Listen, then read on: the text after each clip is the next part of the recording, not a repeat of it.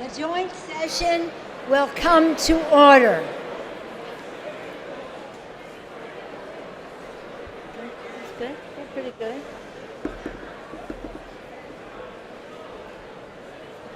The chair appoints as members of the committee on the part of the House to escort the President of the United States into the chambers.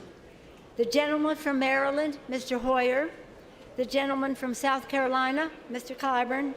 The gentleman from New Mexico, Mr. Lujan. The gentleman from New York, Mr. Jeffries. The gentlewoman from Massachusetts, Ms. Clark. The gentlewoman from Illinois, Ms. Bustos. The gentlewoman from California, Ms. Hill. The gentleman from California, Mr. McCarthy. The gentleman from Louisiana, Mr. Scalise. The gentlewoman from Wyoming, Ms. Cheney. The gentleman from Minnesota, Mr. Emmer. The gentleman from Alabama, Mr. Palmer. The gentleman from North Carolina, Mr. Walker. The gentleman from Missouri, Mr. Smith.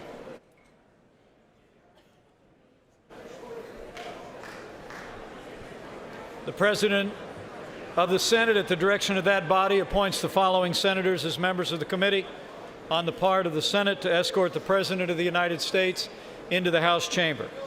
The Senator from Kentucky, Mr. McConnell. The Senator from South Dakota, Mr. Thune. The Senator from Iowa, Mr. Grassley. The Senator from Wyoming, Mr. Barraza. The Senator from Missouri, Mr. Blunt. The Senator from Iowa, Ms. Ernest. The Senator from Indiana, Mr. Young. The Senator from New York, Mr. Schumer. The Senator from Illinois, Mr. Durbin. The Senator from Washington, Mrs. Murray. The Senator from Michigan, Ms. Stabenow. The Senator from Massachusetts, Ms. Warren. The Senator from Minnesota, Ms. Klobuchar. And the Senator from Wisconsin, Ms. Baldwin.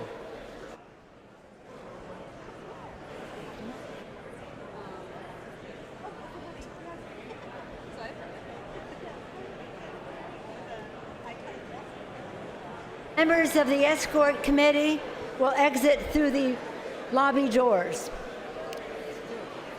I don't see where that one is.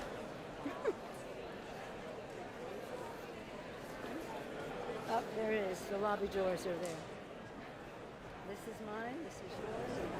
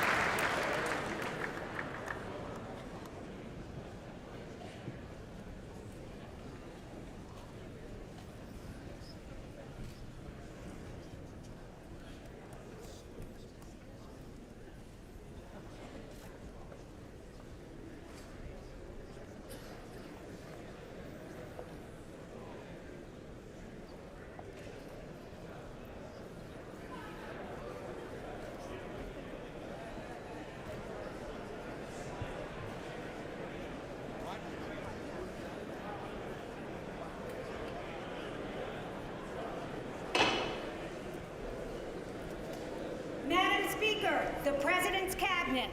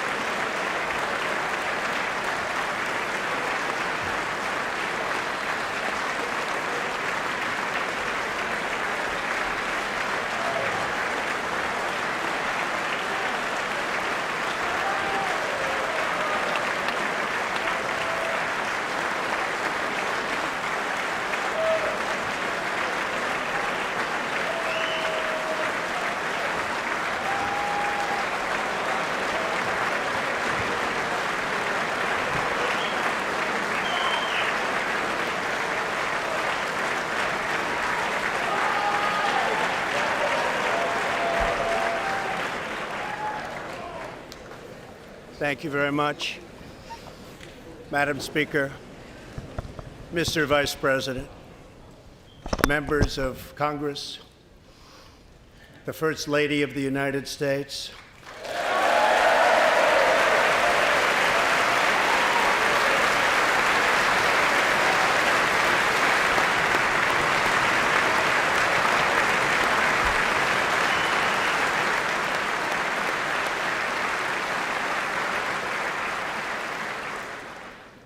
and my fellow Americans.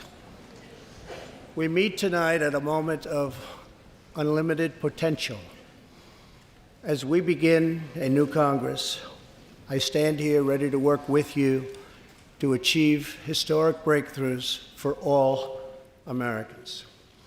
Millions of our fellow citizens are watching us now gathered in this great chamber, hoping that we will govern not as two parties, but as one nation.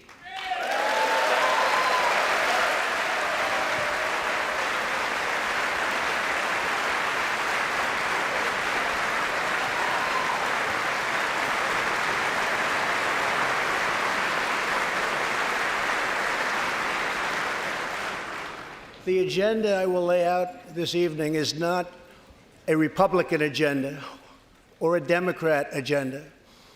It's the agenda of the American people.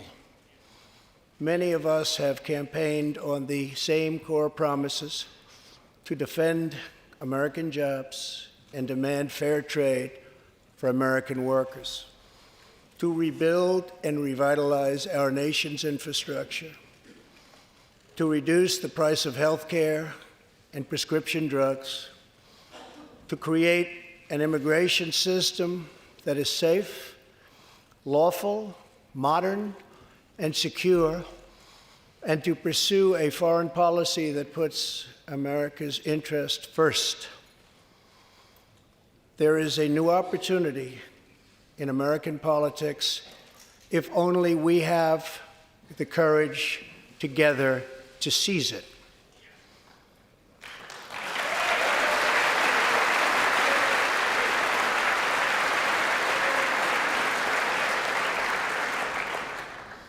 Victory is not winning for our party.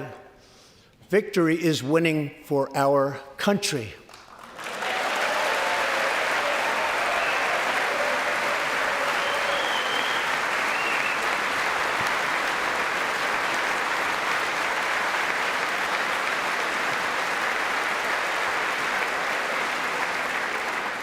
This year, America will recognize two important anniversaries that show us the majesty of America's mission and the power of American pride. In June, we mark 75 years since the start of what General Dwight D. Eisenhower called the Great Crusade, the Allied liberation of Europe in World War II.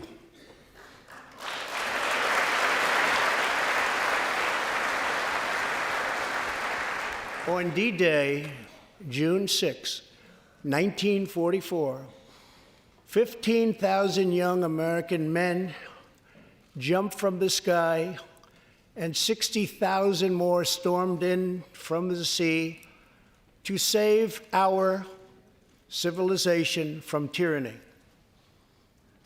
Here with us tonight are three of those incredible heroes. Private First Class Joseph Riley, Staff Sergeant Irving Locker, and Sergeant Herman Zaitchik. Please.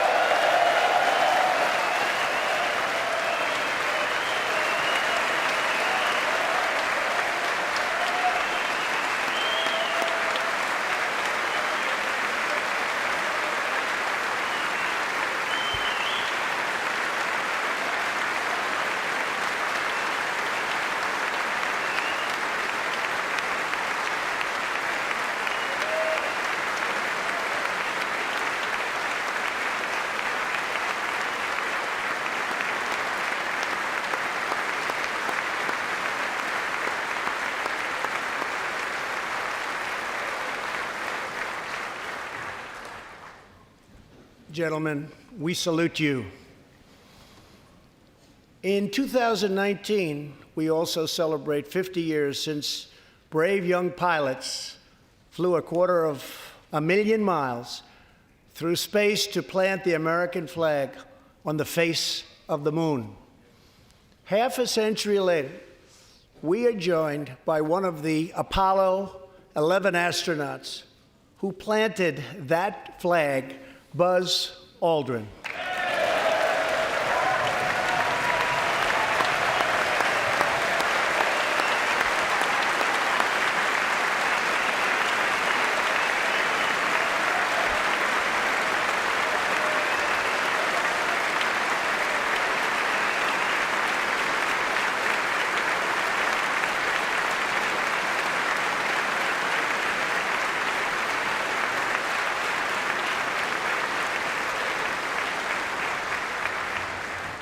Thank you, Buzz.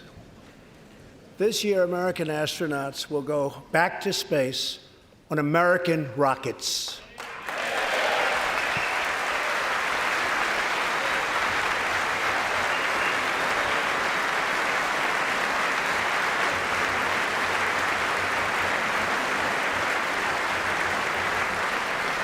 In the 20th century, America saved freedom, transformed science, redefined the middle class, and when you get down to it, there's nothing anywhere in the world that can compete with America.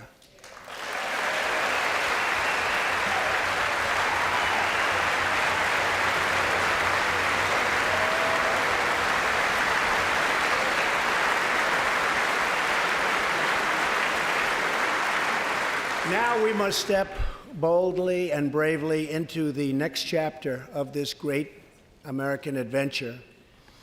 And we must create a new standard of living for the 21st century. An amazing quality of life for all of our citizens is within reach. We can make our community safer, our families stronger, our culture richer, our faith deeper, and our middle class bigger and more prosperous than ever before.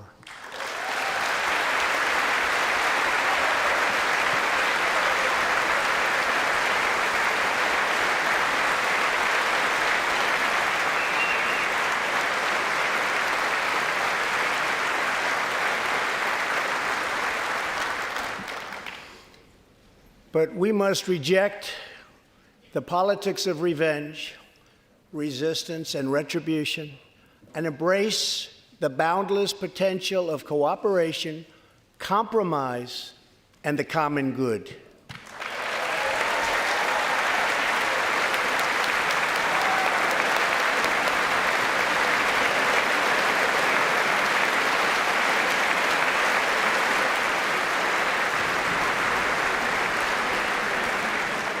Together, we can break decades of political stalemate. We can bridge old divisions, heal old wounds, build new coalitions, forge new solutions, and unlock the extraordinary promise of America's future. The decision is ours to make. We must choose between greatness or gridlock, results or resistance, vision or vengeance, incredible progress or pointless destruction. Tonight, I ask you to choose greatness.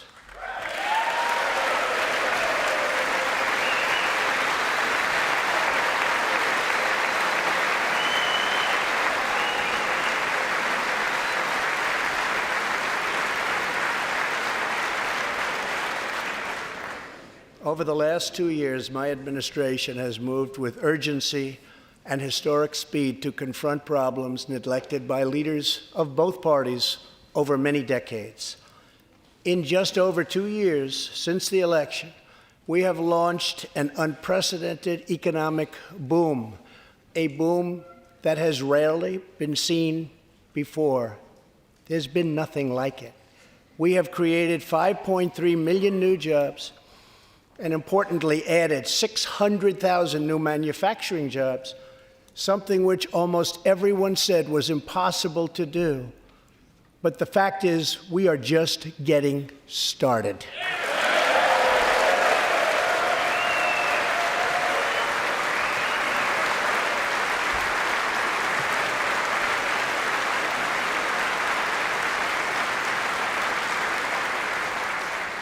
Wages are rising at the fastest pace in decades and growing for blue-collar workers who I promised to fight for. They're growing faster than anyone else thought possible. Nearly 5 million Americans have been lifted off food stamps.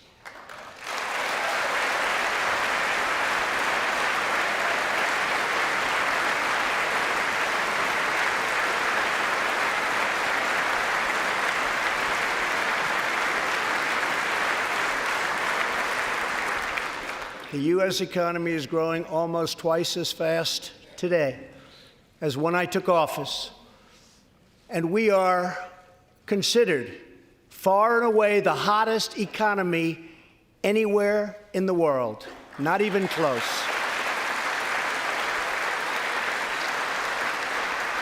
Unemployment has reached the lowest rate in over half a century.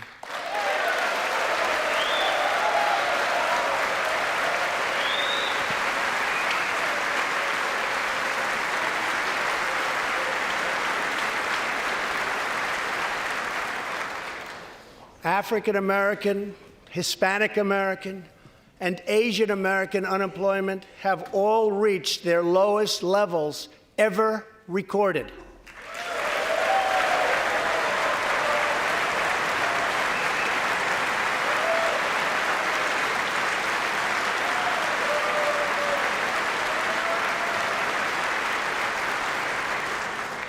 Unemployment for Americans with disabilities has also reached an all-time low.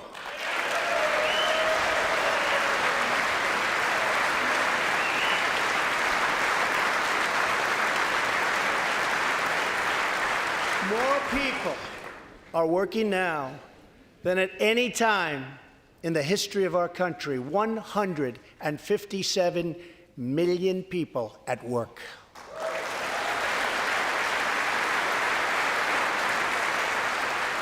We passed a massive tax cut for working families and doubled the child tax credit.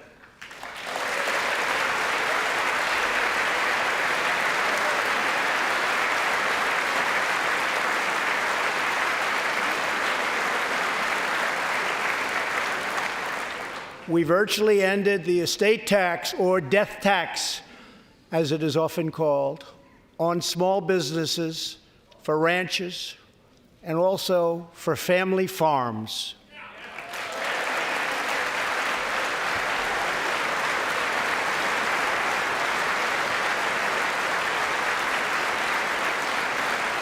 We eliminated the very unpopular Obamacare individual mandate penalty.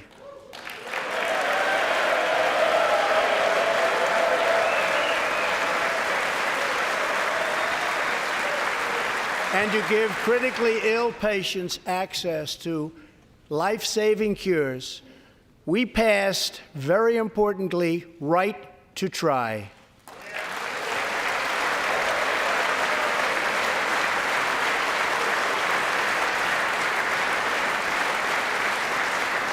My administration has cut more regulations in a short period of time than any other administration during its entire tenure.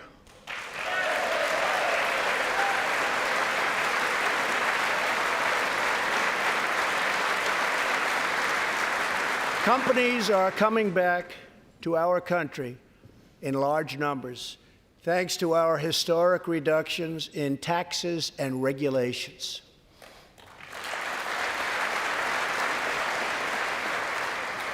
And we have unleashed a revolution in American energy.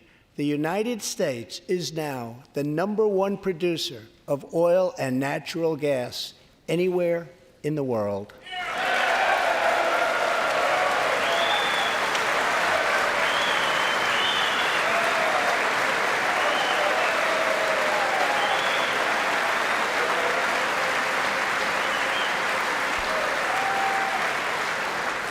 And now, for the first time in 65 years, we are a net exporter of energy.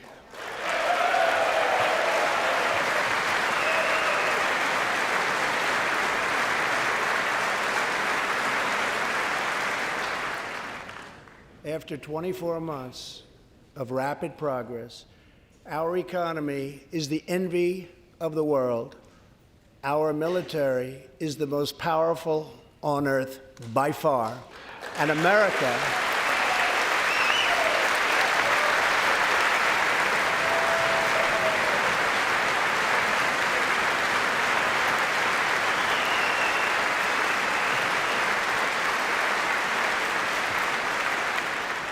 America is again winning each and every day.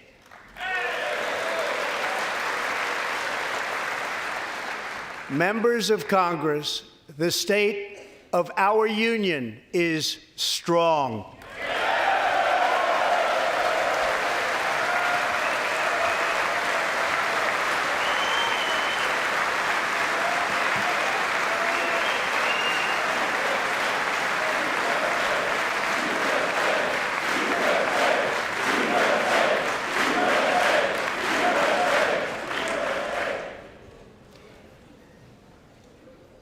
That sounds so good. Our country is vibrant, and our economy is thriving like never before. On Friday, it was announced that we added another 304,000 jobs last month alone, almost double the number expected.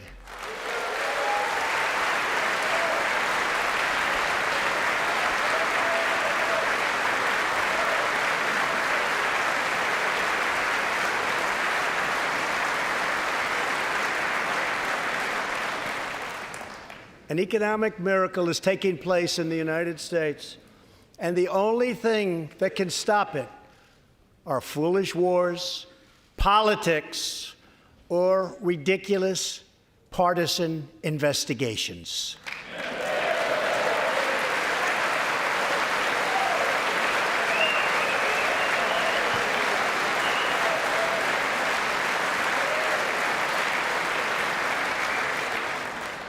If there is going to be peace and legislation, there cannot be war and investigation. It just doesn't work that way. We must be united at home to defeat our adversaries abroad. This new era of cooperation can start with finally confirming the more than 300 highly qualified nominees who are still stuck in the Senate, in some cases years and years waiting. Not right.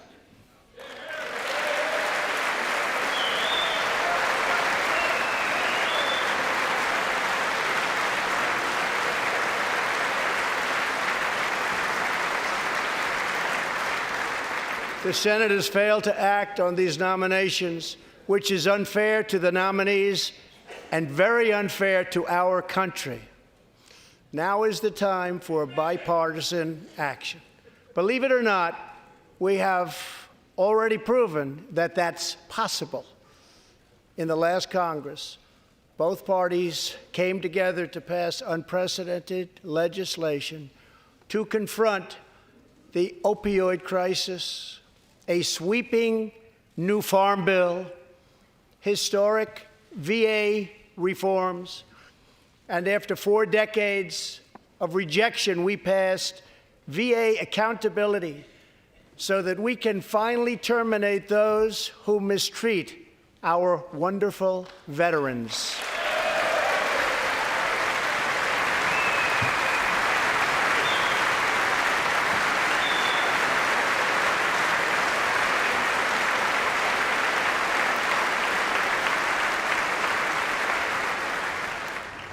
And just weeks ago, both parties united for groundbreaking criminal justice reform. They said it couldn't be done.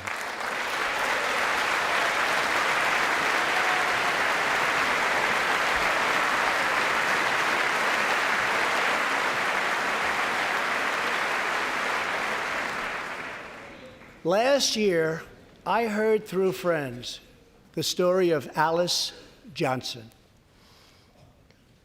I was deeply moved. In 1997, Alice was sentenced to life in prison as a first-time nonviolent drug offender. Over the next 22 years, she became a prison minister, inspiring others to choose a better path. She had a big impact on that prison population and far beyond. Alice's story underscores the disparities and unfairness that can exist in criminal sentencing and the need to remedy this total injustice. She served almost that 22 years and had expected to be in prison for the remainder of her life. In June, I commuted Alice's sentence. When I saw Alice's beautiful family greet her at the prison gates, hugging and kissing and crying and laughing, I knew I did something right. Alice is with us tonight, and she is a terrific woman. Terrific. Alice, please.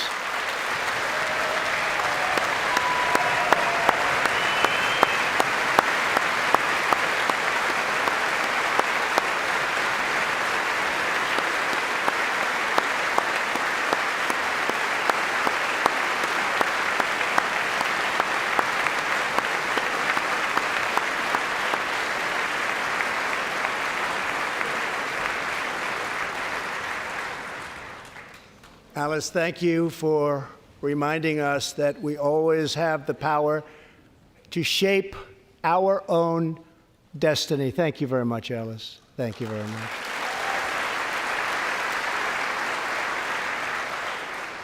Inspired by stories like Alice's, my administration worked closely with members of both parties to sign the First Step Act into law. Big deal. It's a big deal.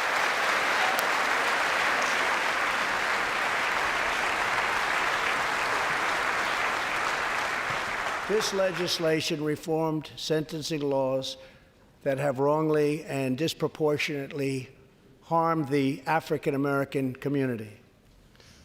The First Step Act gives nonviolent offenders the chance to re-enter society as productive, law-abiding citizens. Now, states across the country are following our lead. America is a nation that believes in redemption. We are also joined tonight by Matthew Charles from Tennessee. In 1996, at the age of 30, Matthew was sentenced to 35 years for selling drugs and related offenses. Over the next 2 decades, he completed more than 30 Bible studies, became a law clerk, and mentored many of his fellow inmates. Now Matthew is the very first person to be released from prison under the First Step Act.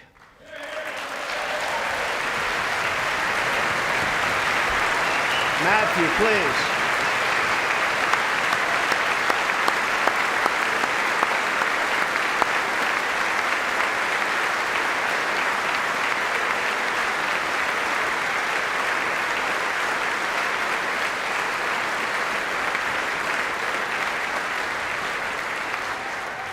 Thank you, Matthew. Welcome home.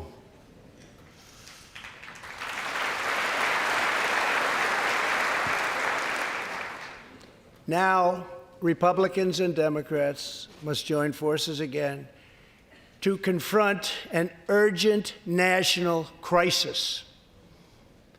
Congress has 10 days left to pass a bill that will fund our government, protect our homeland, and secure our very dangerous southern border. Now is the time for Congress to show the world that America is committed to ending illegal immigration and putting the ruthless coyotes, cartels, drug dealers, and human traffickers out of business.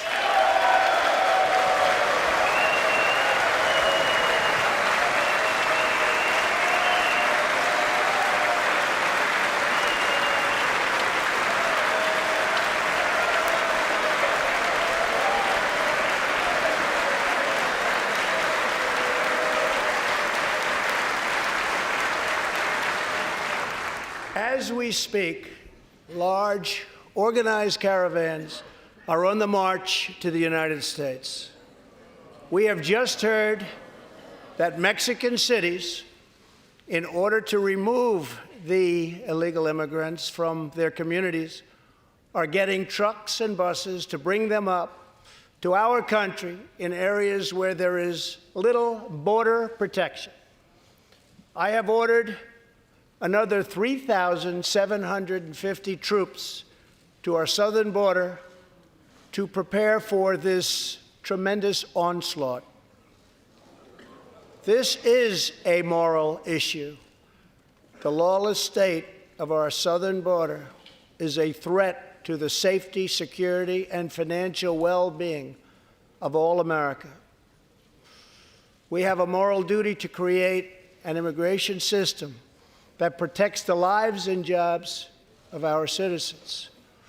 This includes our obligation to the millions of immigrants living here today who followed the rules and respected our laws.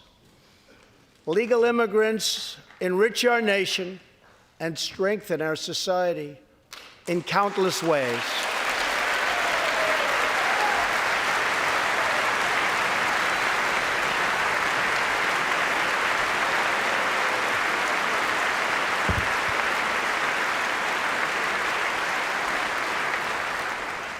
I want people to come into our country in the largest numbers ever, but they have to come in legally.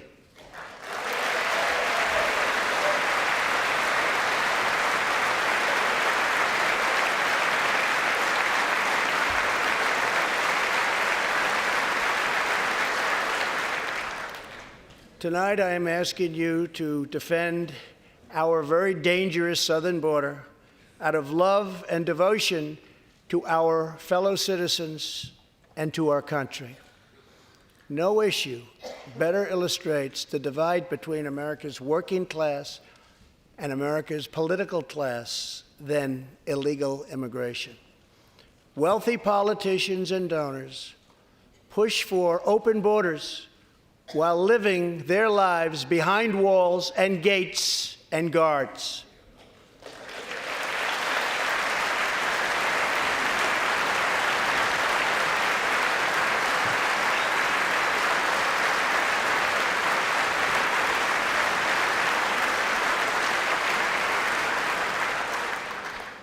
Meanwhile, working-class Americans are left to pay the price for mass illegal immigration.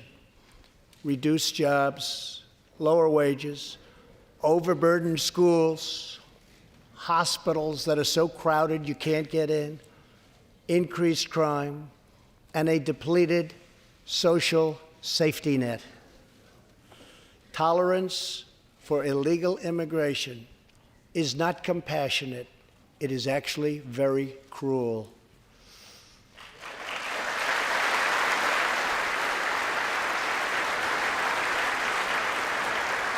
One in 3 women is sexually assaulted on the long journey north.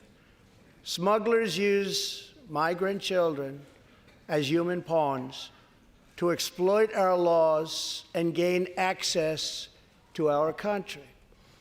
Human traffickers and sex traffickers take advantage of the wide open areas between our ports of entry to smuggle thousands of young girls and women into the United States and to sell them into prostitution and modern-day slavery. Tens of thousands of innocent Americans are killed by lethal drugs that cross our border and flood into our cities, including meth, heroin, cocaine, and fentanyl. The savage gang, MS-13, now operates in at least 20 different American states, and they almost all come through our southern border.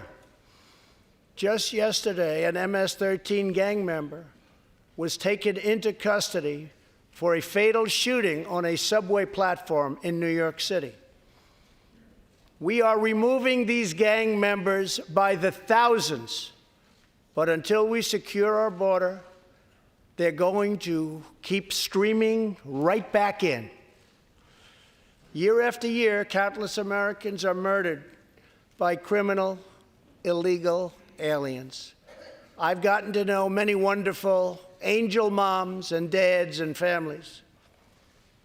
No one should ever have to suffer the horrible heartache that they have had to endure. Here tonight is Deborah Bissell. Just 3 weeks ago, Deborah's parents, Gerald and Sharon, were burglarized and shot to death in their Reno, Nevada home by an illegal alien. They were in their 80s and are survived by 4 children, 11 grandchildren, and 20 great-grandchildren. Also here tonight are Gerald and Sharon's granddaughter, Heather, and great-granddaughter, Madison. To Deborah, Heather, Madison, please stand. Few can understand your pain. Thank you, and thank you for being here. Thank you very much.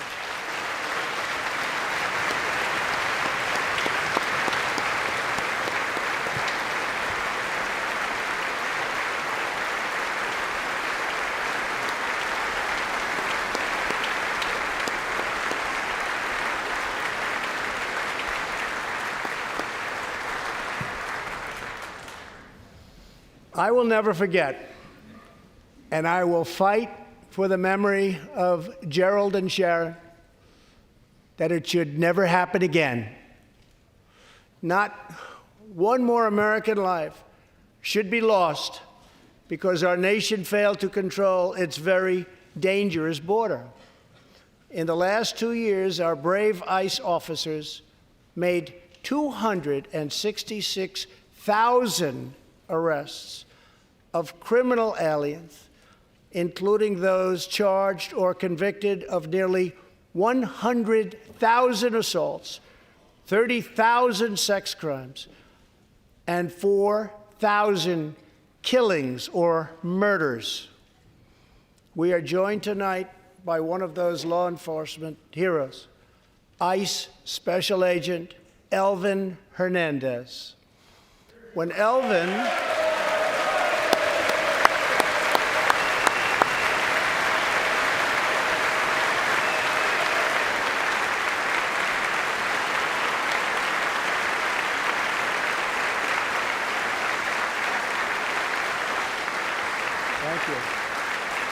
When Elvin was a boy, he and his family legally immigrated to the United States from the Dominican Republic. At the age of 8, Elvin told his dad he wanted to become a special agent. Today, he leads investigations into the scourge of international sex trafficking. Elvin says that if I can make sure these young girls get their justice, I've really done my job. Thanks to his work and that of his incredible colleagues, more than 300 women and girls have been rescued from the horror of this terrible situation. And more than 1,500 sadistic traffickers have been put behind bars.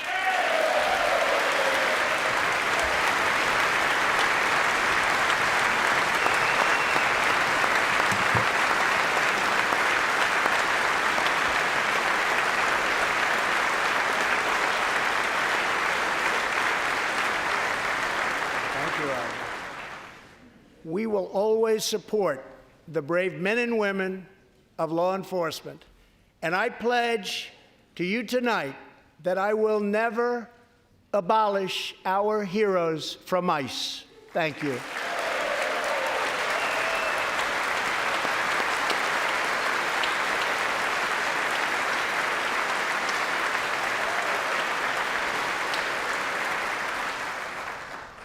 My administration has sent to Congress a common sense proposal to end the crisis on the southern border.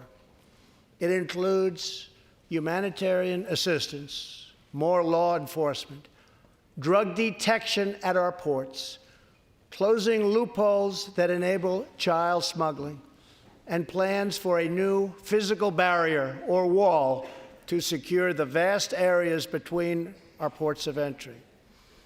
In the past, most of the people in this room voted for a wall, but the proper wall never got built.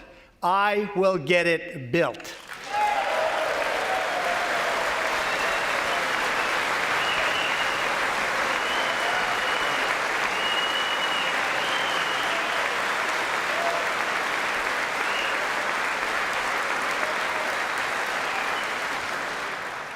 This is a smart, strategic, see-through steel barrier, not just a simple concrete wall.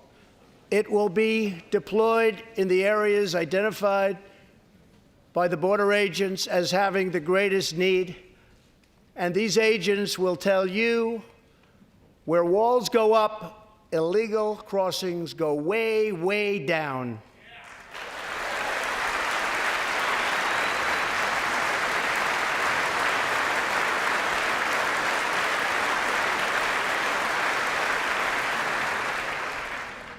San Diego used to have the most illegal border crossings in our country.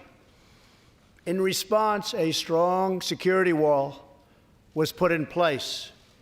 This powerful barrier almost completely ended illegal crossings. The border city of El Paso, Texas, used to have extremely high rates of violent crime, one of the highest in the entire country, and considered one of our nation's most dangerous cities. Now, immediately upon its building, with a powerful barrier in place, El Paso is one of the safest cities in our country. Simply put, walls work and walls save lives.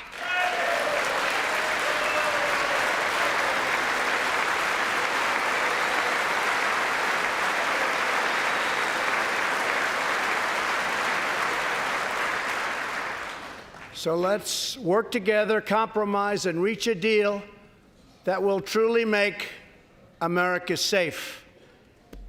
As we work to defend our people's safety, we must also ensure our economic resurgence continues at a rapid pace. No one has benefited more from our thriving economy than women, who have filled 58% of the newly created jobs last year.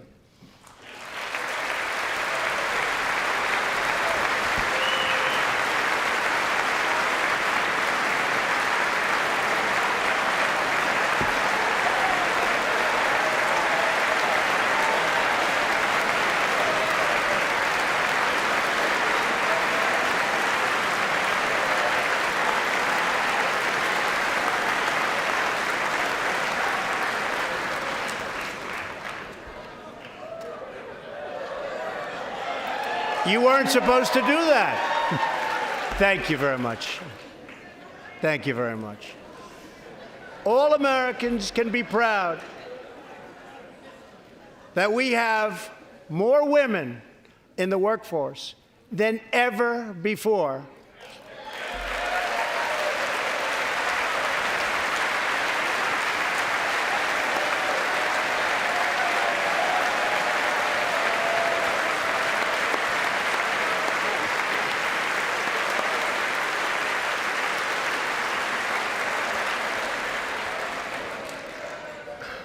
Don't sit yet. You're going to like this. And exactly 1 century after Congress passed the constitutional amendment giving women the right to vote, we also have more women serving in Congress than at any time before.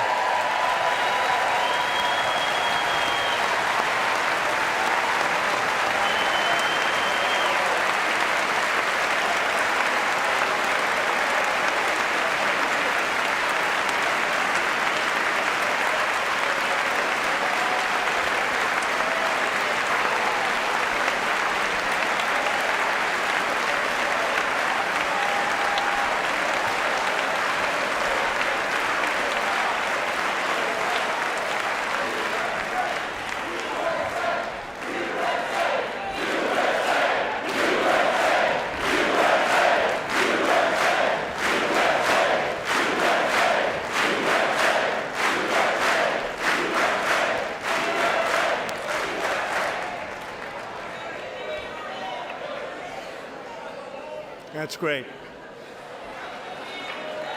Very great. And congratulations. That's great. As part of our commitment to improving opportunity for women everywhere, this Thursday, we are launching the first ever government-wide initiative focused on economic empowerment for women in developing countries. To build on, thank you. To build on our incredible economic success, one priority is paramount: reversing decades of calamitous trade policies. So bad. We are now making it clear to China that after years of targeting our industries and stealing our intellectual property, the theft of American jobs and wealth has come to an end.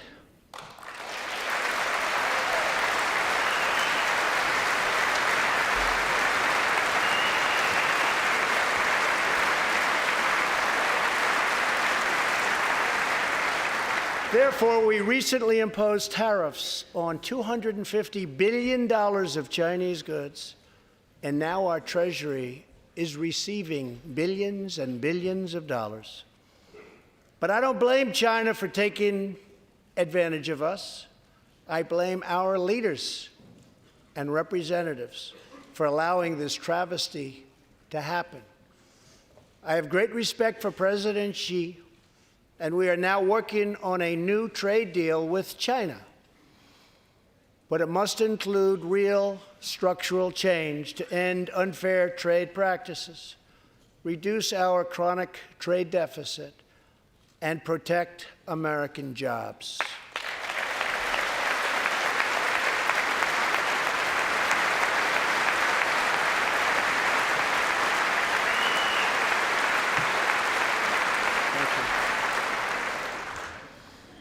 Another historic trade blunder was the catastrophe known as Nafta. I have met the men and women of Michigan, Ohio, Pennsylvania, Indiana, New Hampshire, and many other states whose dreams were shattered by the signing of Nafta. For years, politicians promised them they would renegotiate for a better deal, but no one ever tried until now. Our new U.S.-Mexico-Canada agreement, the USMCA, will replace Nafta and deliver for American workers like they haven't had delivered to for a long time. I hope you can pass the USMCA into law so that we can bring back our manufacturing jobs in even greater numbers, expand American agriculture, protect intellectual property, and ensure that more cars are proudly stamped with our 4 beautiful words, made in the USA.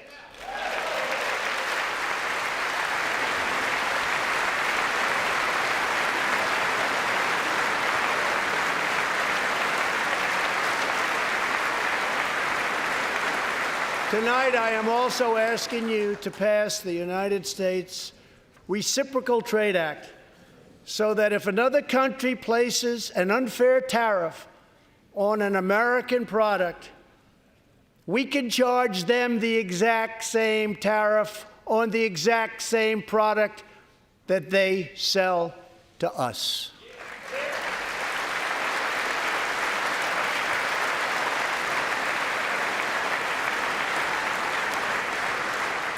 Both parties should be able to unite for a great rebuilding of America's crumbling infrastructure.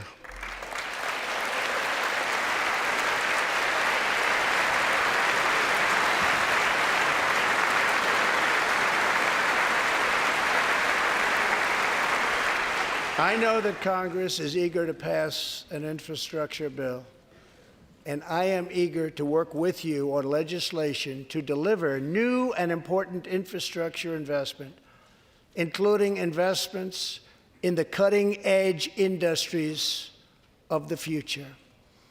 This is not an option. This is a necessity.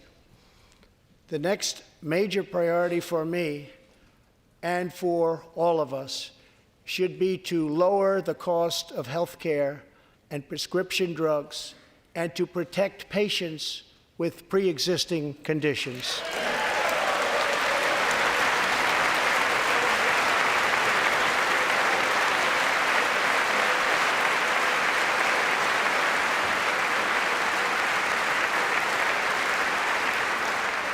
Already as a result of my administration's efforts in 2018, drug prices experienced their single largest decline in 46 years.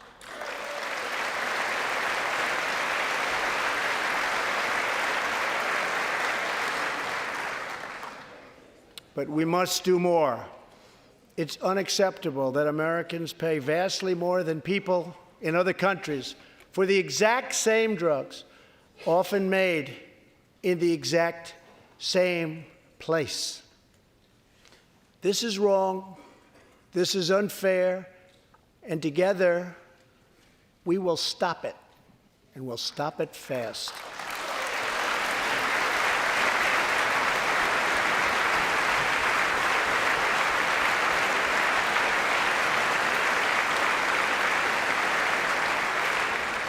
I am asking Congress to pass legislation that finally takes on the problem of global freeloading and delivers fairness and price transparency for American patients, finally.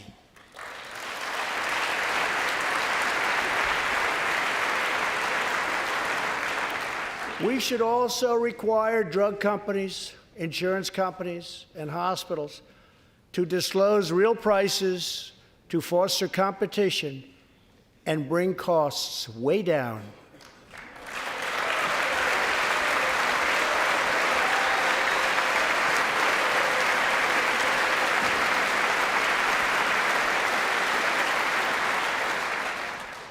No force in history has done more to advance the human condition than American freedom.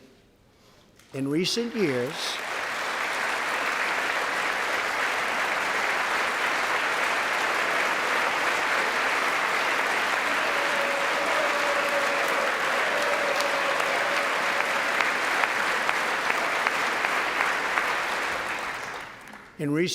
we have made remarkable progress in the fight against HIV and AIDS. Scientific breakthroughs have brought a once distant dream within reach. My budget will ask Democrats and Republicans to make the needed commitment to eliminate the HIV epidemic in the United States within 10 years. We have made incredible strides, incredible.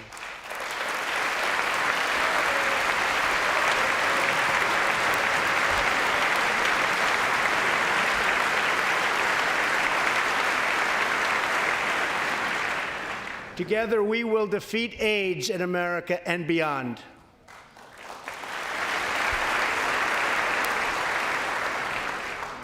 Tonight, I am also asking you to join me in another fight that all Americans can get behind, the fight against childhood cancer.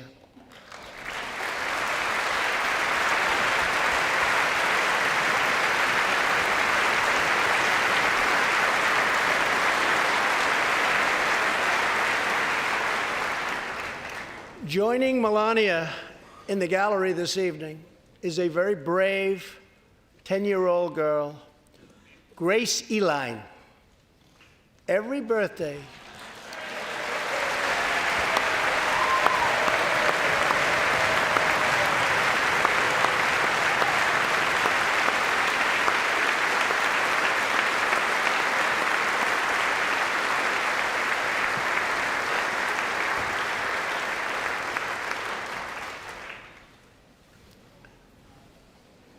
hi, Grace.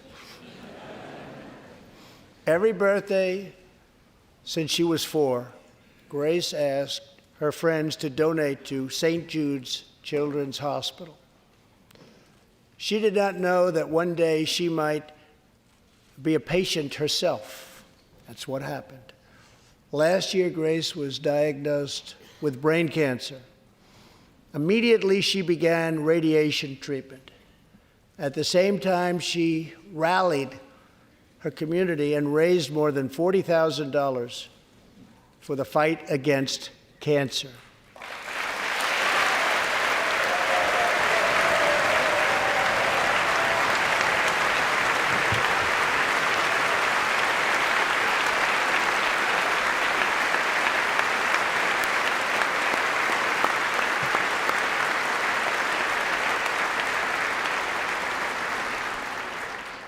When Grace completed treatment last fall, her doctors and nurses cheered.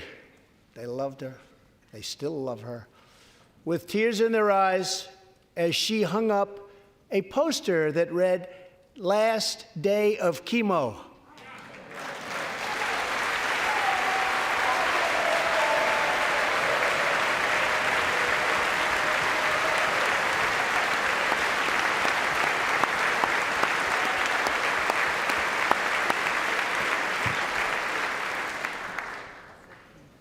Thank you very much, Grace. You are a great inspiration to everyone in this room. Thank you very much. Many childhood cancers have not seen new therapies in decades. My budget will ask Congress for $500 million over the next 10 years to fund this critical life-saving research. To help support working parents, the time has come to pass school choice for Americans' children.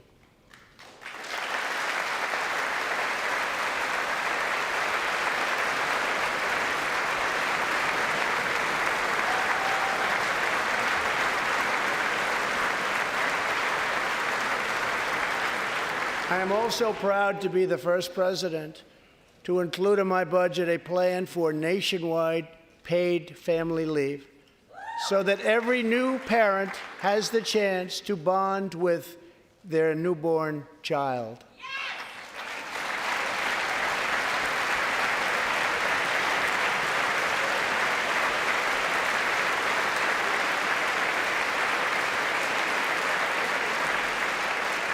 There could be no greater contrast to the beautiful image of a mother holding her infant child than the chilling displays our nation saw in recent days.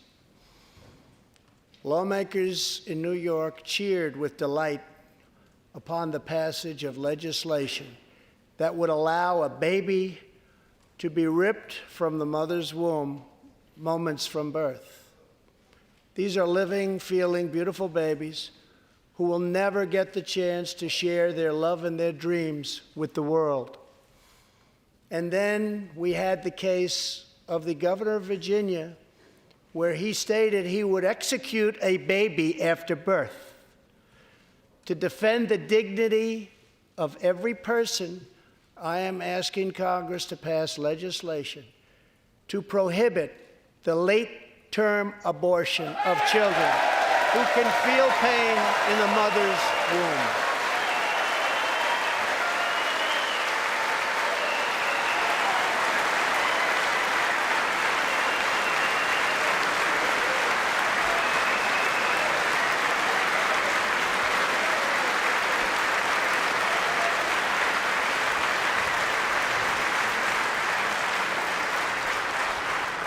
Let us work together to build a culture that cherishes innocent life.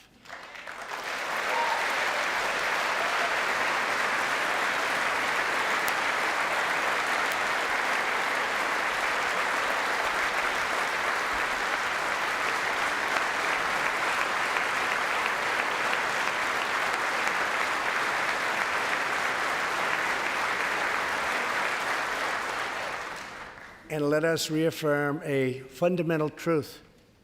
All children, born and unborn, are made in the holy image of God.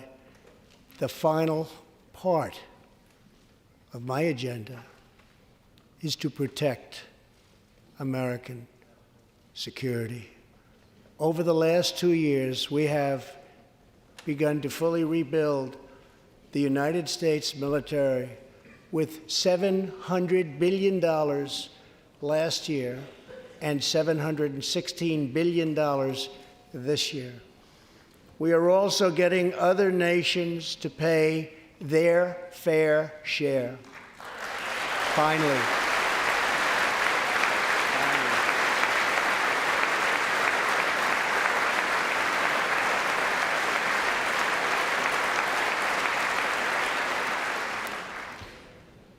For years, the United States was being treated very unfairly by friends of ours, members of NATO. But now we have secured, over the last couple of years, more than $100 billion of increase in defense spending from our NATO allies. They said it couldn't be done.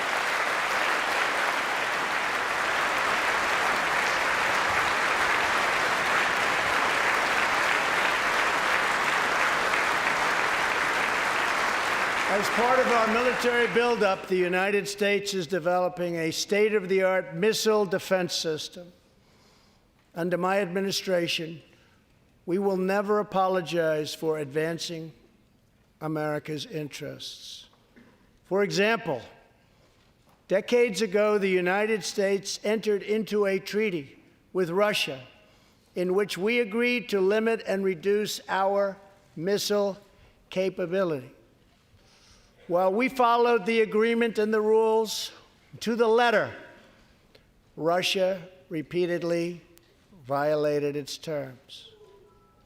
It's been going on for many years. That is why I announced that the United States is officially withdrawing from the Intermediate Range Nuclear Forces Treaty, or INF Treaty. Perhaps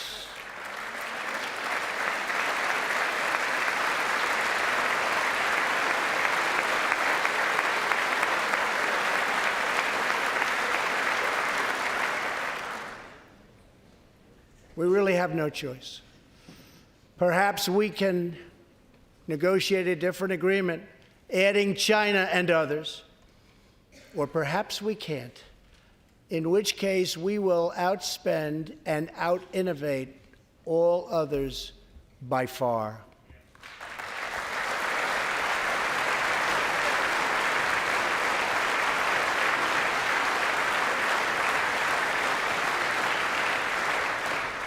As part of a bold new diplomacy, we continue our historic push for peace on the Korean Peninsula. Our hostages have come home. Nuclear testing has stopped, and there has not been a missile launch in more than 15 months. If I had not been elected President of the United States, we would right now, in my opinion, be in a major war with North Korea.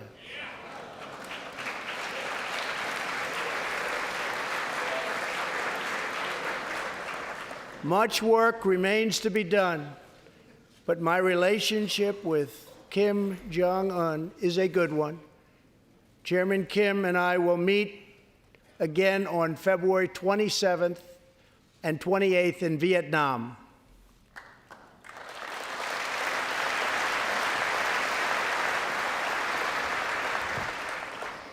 2 weeks ago, the United States officially recognized the legitimate government of Venezuela and its new president, Juan Guaido.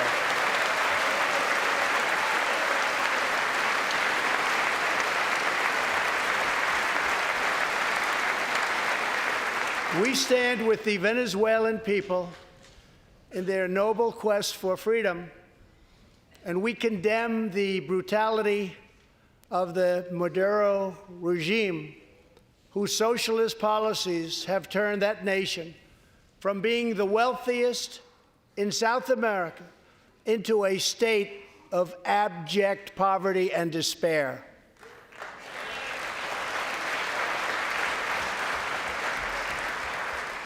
Here in the United States, we are alarmed by the new calls to adopt socialism in our country.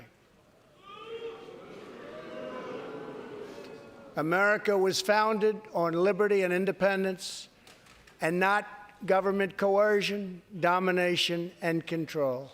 We are born free, and we will stay free.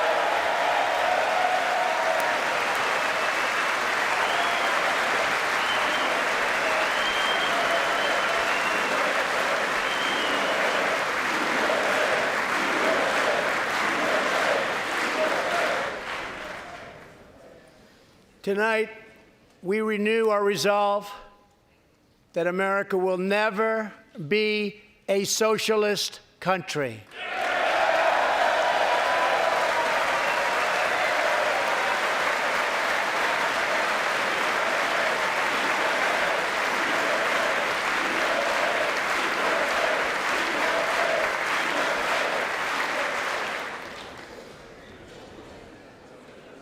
One of the most complex set of challenges we face, and have for many years, is in the Middle East. Our approach is based on principled realism, not discredited theories that have failed for decades to yield progress. For this reason, my administration recognized the true capital of Israel and proudly opened the American embassy in Jerusalem.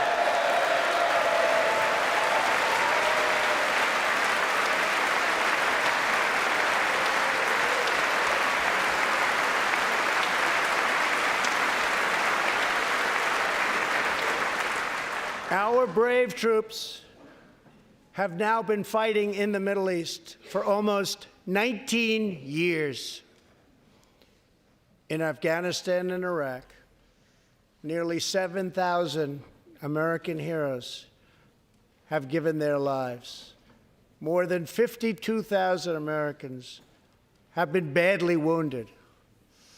We have spent more than $7 trillion in fighting wars in the Middle East. As a candidate for president, I loudly pledged a new approach. Great nations do not fight endless wars.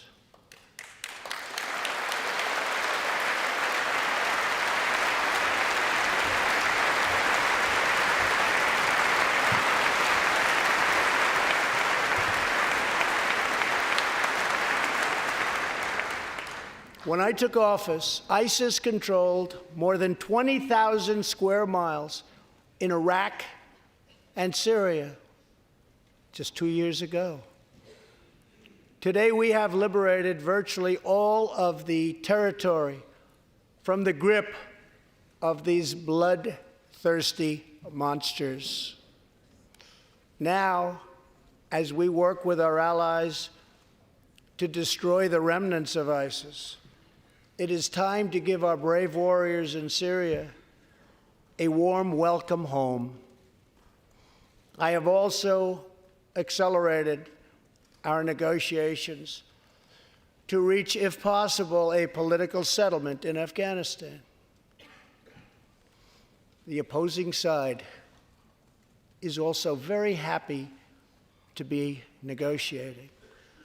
Our troops have fought with unmatched valor, and thanks to their bravery, we are now able to pursue a possible political solution to this long and bloody conflict.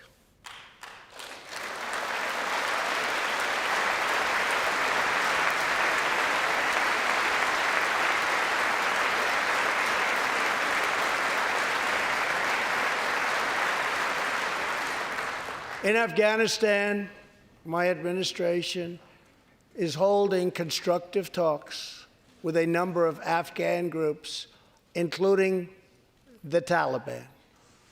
As we make progress in these negotiations, we will be able to reduce our troops' presence and focus on counterterrorism, and we will indeed focus on counterterrorism. We do not know whether we'll achieve an agreement, but we do know that after 2 decades of war, the hour has come to at least try for peace, and the other side would like to do the same thing. It's time.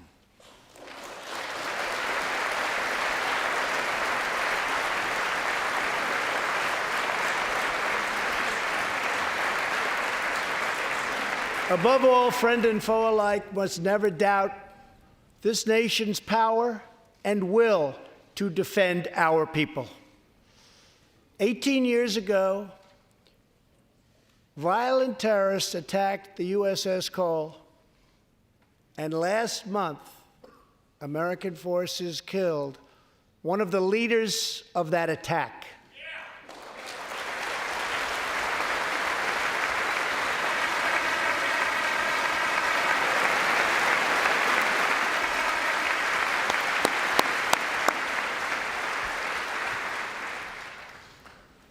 We are honored to be joined tonight by Tom Wibberley, whose son, Navy seaman Craig Wibberley, was one of the 17 sailors we tragically lost. Tom, we vow to always remember the heroes of the USS Cole. Thank you, Tom.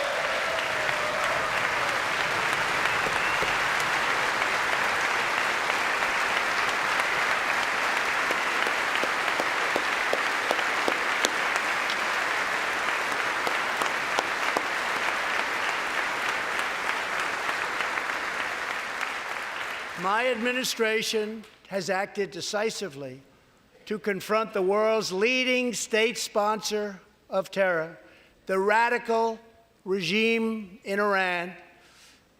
It is a radical regime. They do bad, bad things. To ensure this corrupt dictatorship never acquires nuclear weapons, I withdrew the United States from the disastrous Iran nuclear deal.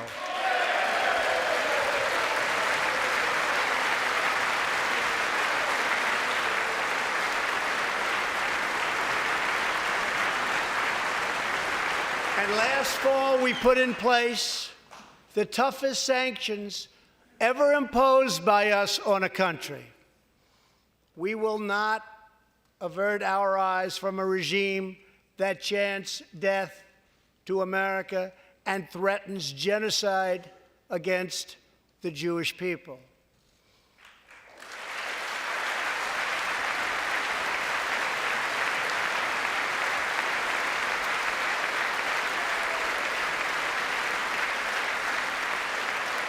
We must never ignore the vile poison of anti-Semitism or those who spread its venomous creed. With one voice, we must confront this hatred anywhere and everywhere it occurs. Just months ago, 11 Jewish Americans were viciously murdered in an anti-Semitic attack on the Tree of Life Synagogue in Pittsburgh. SWAT officer Timothy Matson raced into the gunfire and was shot 7 times chasing down the killer, and he was very successful. Timothy has just had his 12th surgery, and he's going in for many more. but he made the trip to be here with us tonight. Officer Mattson, please.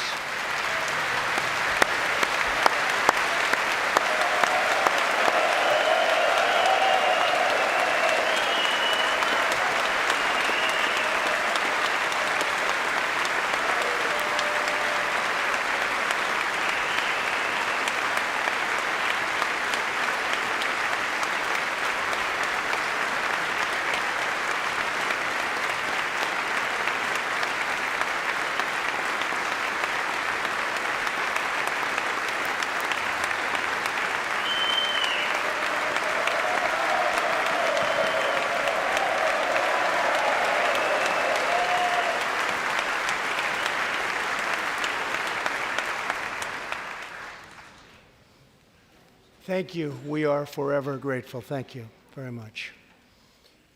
Tonight, we are also joined by Pittsburgh survivor, Judah Samet. He arrived at the synagogue as the massacre began. But not only did Judah narrowly escape death last fall, more than 7 decades ago, he narrowly survived the Nazi concentration camps. Today is Judah's 81st birthday.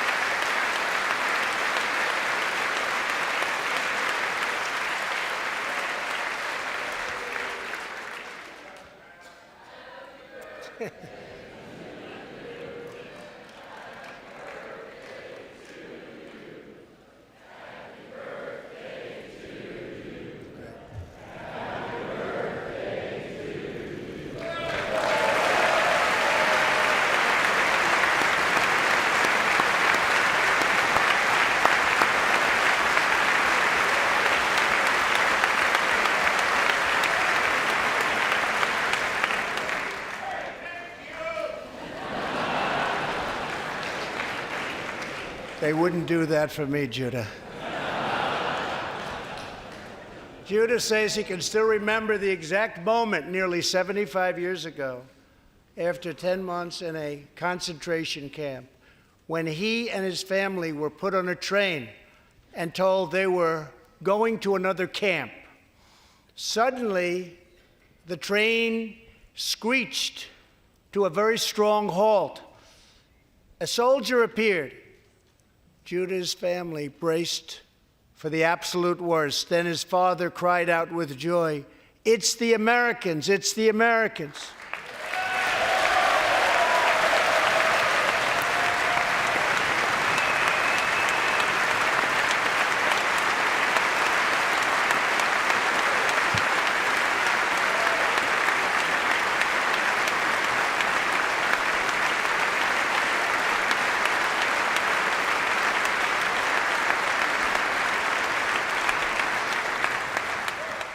Thank you. A second Holocaust survivor who is here tonight, Joshua Kaufman, was a prisoner at Dachau. He remembers watching through a hole in the wall of a cattle car as American soldiers rolled in with tanks. To me, Joshua recalls, the American soldiers were proof that God exists. And they came down from the sky. They came down from heaven. I began this evening by honoring 3 soldiers who fought on D-Day in the Second World War. One of them was Herman Zaitchik. But there is more to Herman's story.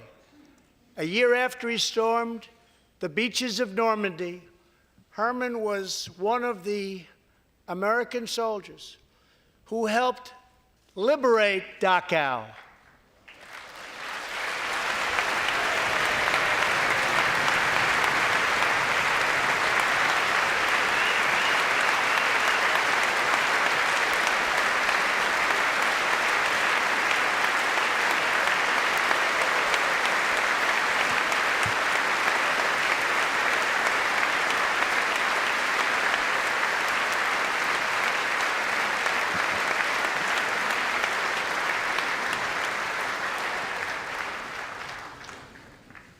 He was one of the Americans who helped rescue Joshua from that hell on earth.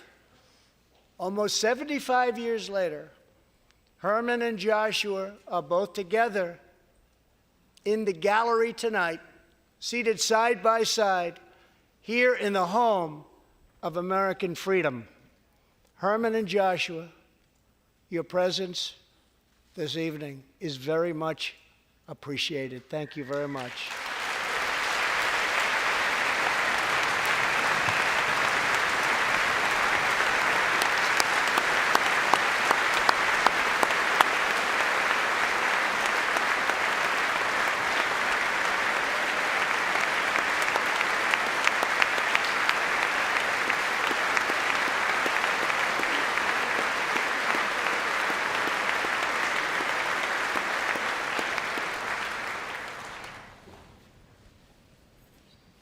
Thank you. When American soldiers set out beneath the dark skies over the English Channel in the early hours of D-Day 1944, they were just young men of 18 and 19 hurtling on fragile landing craft toward the most momentous battle in the history of war. They did not know if they would survive the hour.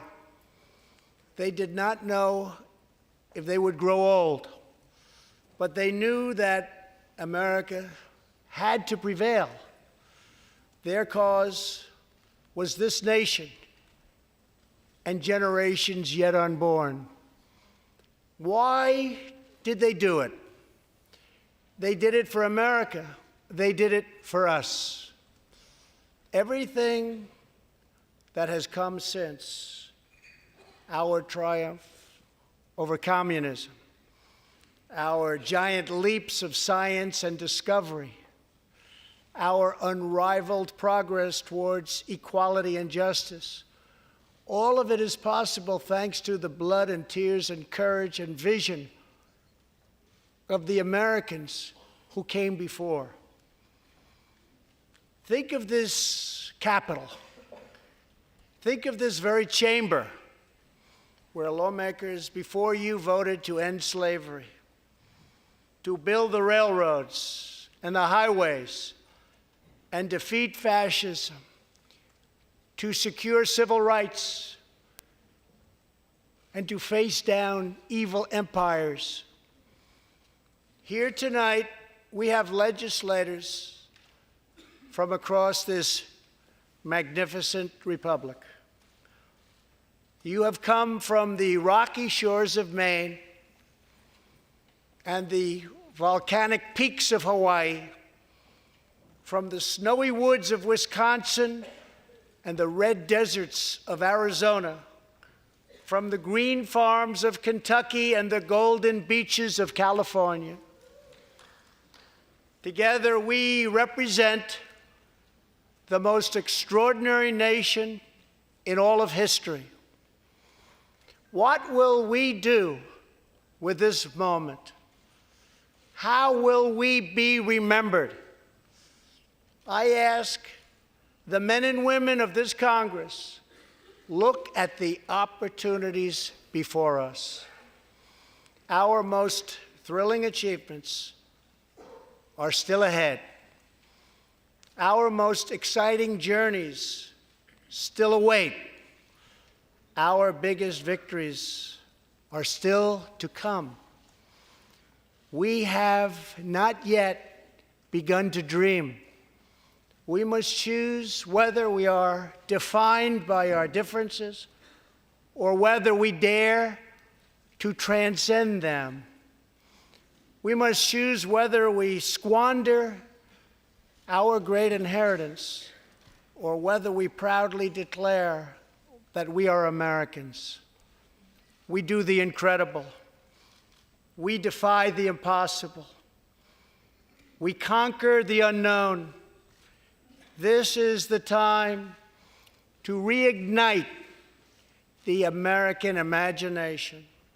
This is the time to search for the tallest summit and set our sights on the brightest star.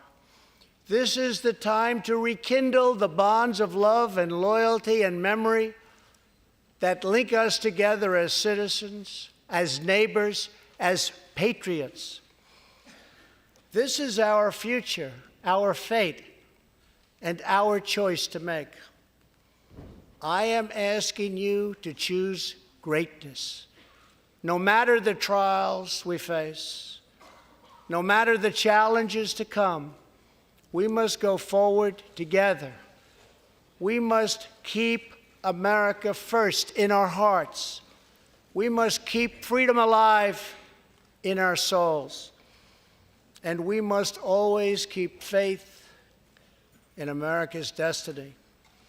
That one nation, under God, must be the hope and the promise and the light and the glory among all the nations of the world.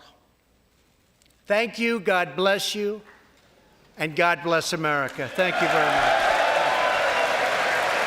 Thank you.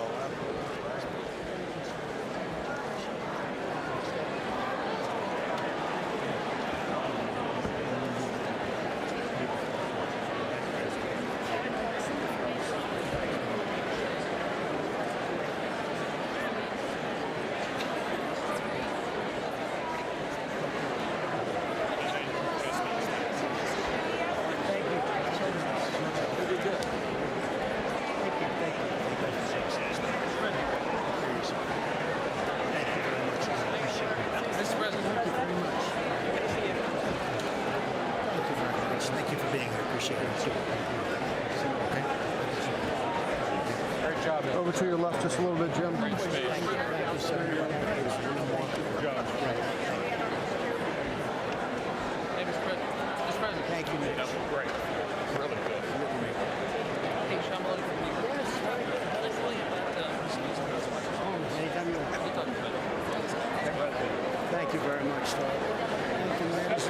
We talked about this. The mothers appreciate you. This is it. Yeah. I will take care of it. We'll talk about it. Excellent speech. It was a celebration. It was. Thank you, Mike. Keep nothing down for you. Really terrific. Thanks, David. Good, there you go. Yep. Very good.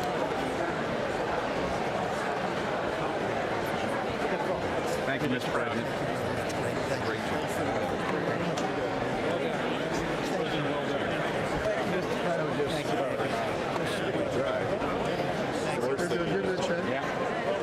Jim, you good? Thanks, Phil. Thanks, man.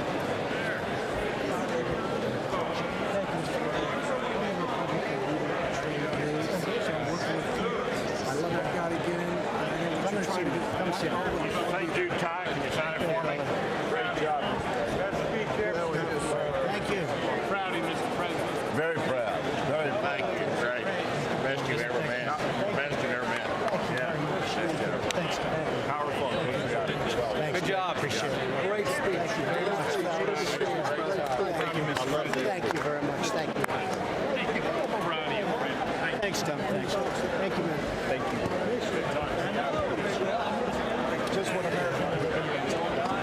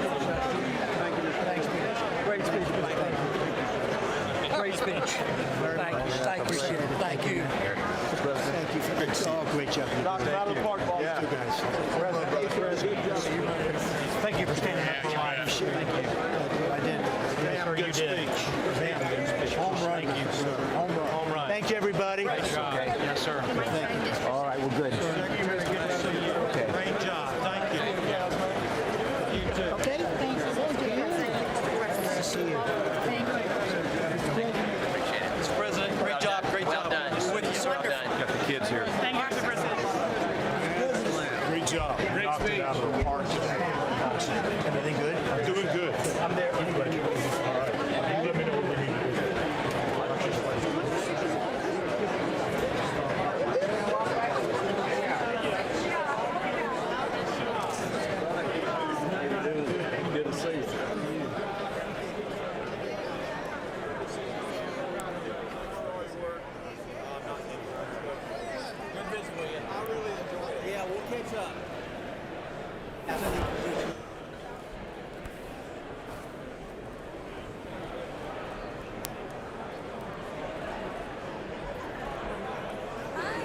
Thank you, Doctor. The chair declares this joint session of the two houses now dissolved. The House will now come to order.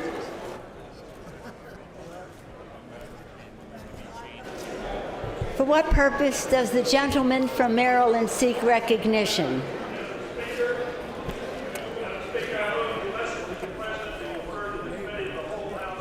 What next? Without objection, so. Okay.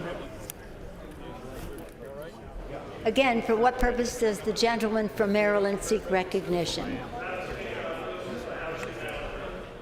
The question is on the motion to adjourn. Those in favor say aye. Those opposed, no. The ayes have it. The motion is agreed to. Accordingly, the House stands adjourned until 10 a.m. tomorrow morning for morning hour debate. Yep. Thank you, Mr. Vice President. We can let you go now. Give my cold hands. You're warm. I'm cold in this house. Thank you so much.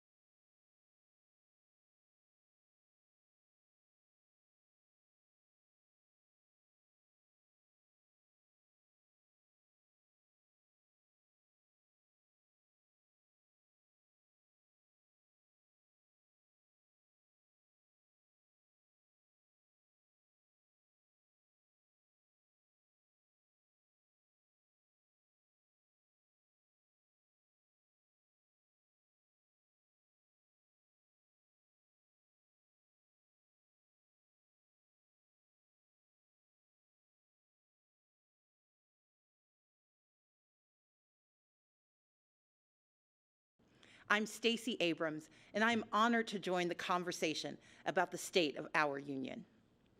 Growing up, my family went back and forth between lower middle class and working class. Yet even when they came home weary and bone-tired, my parents found a way to show us all who we could be.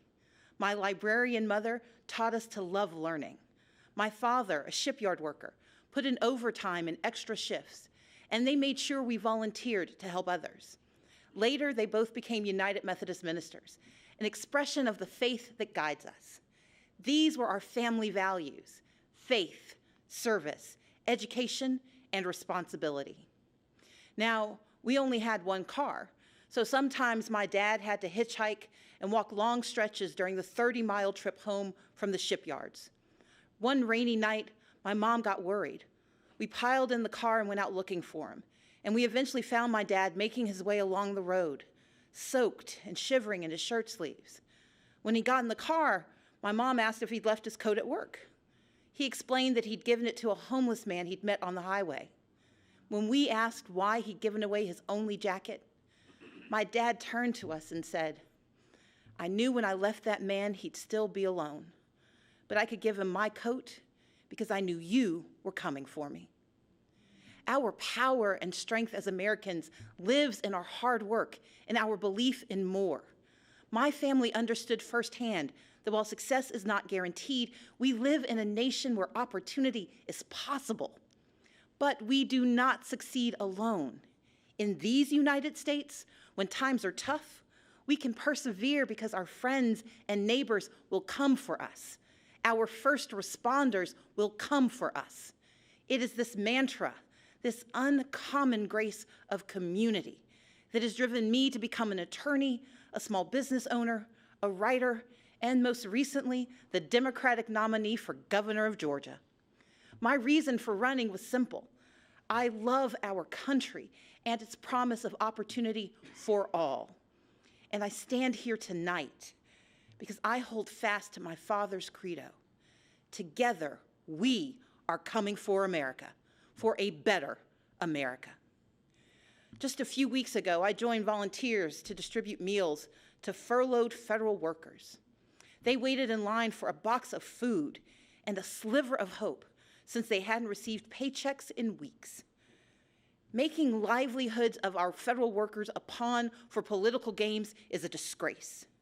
The shutdown was a stunt engineered by the President of the United States, one that defied every tenet of fairness and abandoned not just our people, but our values. For 7 years, I led the Democratic Party in the Georgia House of Representatives. I didn't always agree with the Republican speaker or governor, but I understood that our constituents didn't care about our political parties, they cared about their lives. So when we had to negotiate criminal justice reform or transportation or foster care improvements, the leaders of our state didn't shut down. We came together and we kept our word. It should be no different in our nation's capital. We may come from different sides of the political aisle, but our joint commitment to the ideals of this nation cannot be negotiable. Our most urgent work is to realize Americans' dreams of today and tomorrow, to carve a path to independence and prosperity that can last a lifetime. Children deserve an excellent education from cradle to career. We owe them safe schools and the highest standards, regardless of zip code. Yet this White House responds timidly, while first graders practice active shooter drills, and the price of higher education grows ever steeper. From now on, our leaders must be willing to tackle gun safety measures and face the crippling effect of educational loans, to support educators and invest what is necessary to unleash the power of America's greatest minds. In Georgia and around the country, people are striving for a middle class where a salary truly equals economic security.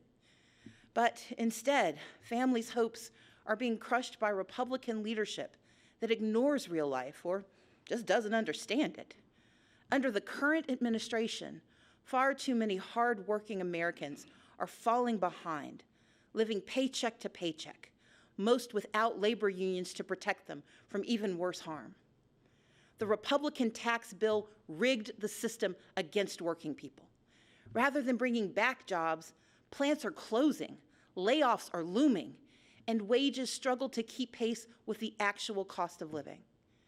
We owe more to the millions of everyday folks who keep our economy running, like truck drivers forced to buy their own rigs, farmers caught in a trade war, small business owners in search of capital, and domestic workers serving without labor protections.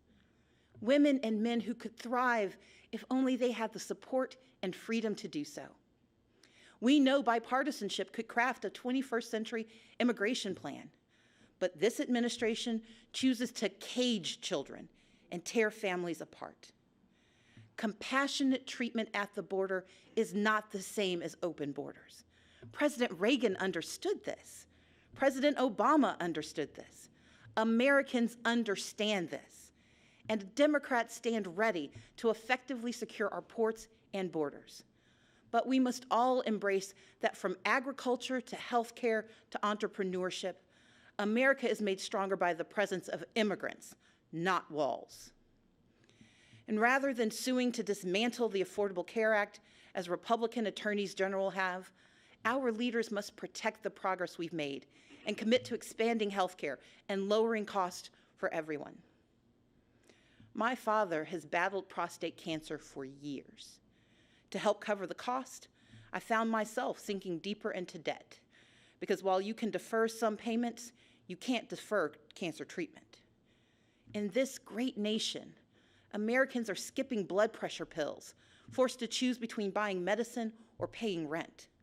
Maternal mortality rates show that mothers, especially Black mothers, risk death to give birth. And in 14 states, including my home state, where a majority want it, our leaders refuse to expand Medicaid, which could save rural hospitals, save economies, and save lives. We can do so much more. Take action on climate change. Defend individual liberties with fair-minded judges. But none of these ambitions are possible without the bedrock guarantee of our right to vote. Let's be clear. Voter suppression is real. From making it harder to register and stay on the rolls, to moving and closing polling places, to rejecting lawful ballots, we can no longer ignore these threats to democracy. While I acknowledge the results of the 2018 election here in Georgia, I did not, and we cannot, accept efforts to undermine our right to vote. That's why I started a nonpartisan organization called Fair Fight to advocate for voting rights. This is the next battle for our democracy, one where all eligible citizens can have their say about the vision we want for our country. We must reject the cynicism that says allowing every eligible vote to be cast and counted is a power grab. Americans understand that these are the values our brave men and women in uniform and our veterans risk their lives to defend. The foundation of our moral leadership around the globe is free and fair elections, where voters pick their leaders, not where politicians pick their voters. In this time of division and crisis, we must come together and stand for and with one another. America has stumbled time and again on its quest towards justice and equality. But with each generation, we have revisited our fundamental truths, and where we falter, we make amends. We fought Jim Crow with the Civil Rights Act and the Voting Rights Act. Yet we continue to confront racism from our past and in our present, which is why we must hold everyone from the highest offices to our own families accountable for racist words and deeds, and call racism what it is, wrong. America achieved a measure of reproductive justice in Roe v. Wade, but we must never forget it is immoral to allow politicians to harm women and families to advance a political agenda. We affirmed marriage equality, and yet the LGBTQ community remains under attack. So, even as I am very disappointed by the president's approach to our problems, I still don't want him to fail. But we need him to tell the truth and to respect his duties and respect the extraordinary diversity that defines America. Our progress has always been found in the refuge, in the basic instinct of the American experiment, to do right by our people. And with a renewed commitment to social and economic justice, we will create a stronger America together. Because America wins by fighting for our shared values against all enemies, foreign and domestic. That is who we are. And when we do so, never wavering, the state of our union will always be strong. Thank you, and may God bless the United States of America.